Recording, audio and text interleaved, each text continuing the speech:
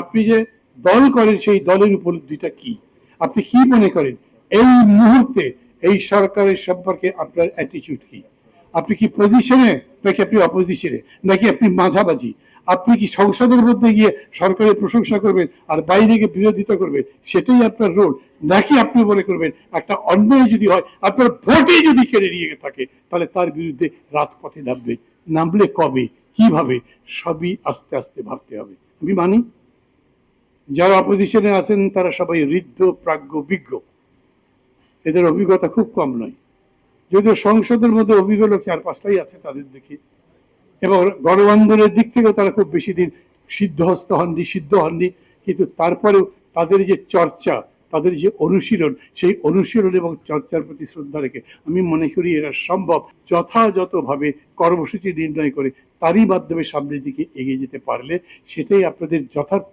উপলব্ধি হবে। হতাশ কেন হবেন? আপনি হতাশার মধ্যে আসার চাষ করবেন, সেটার নাম রাজনীতি। রাজনীতি কখনো প্রতিকূল অবস্থার মধ্যে নাও বাড়ার হয়, রাজনীতি সবসময় প্রতিকূল অবস্থাকে অনুকূল করবার জন্য লড়াই করা। সবচাইতে খারাপ পরিস্থিতিতেই তো আমরা লড়াই করেছি। আমরা জিতেছি কখন?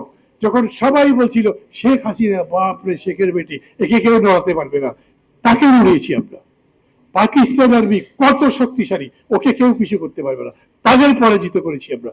আজকের যে পরিস্থিতি যদি প্রতিকূল যায়, তার পক্ষে তার বিপক্ষে যখন যেখানে দাঁড়ানো দরকার দাঁড়িয়ে সেই লড়াইটা আমাদের করতে হবে।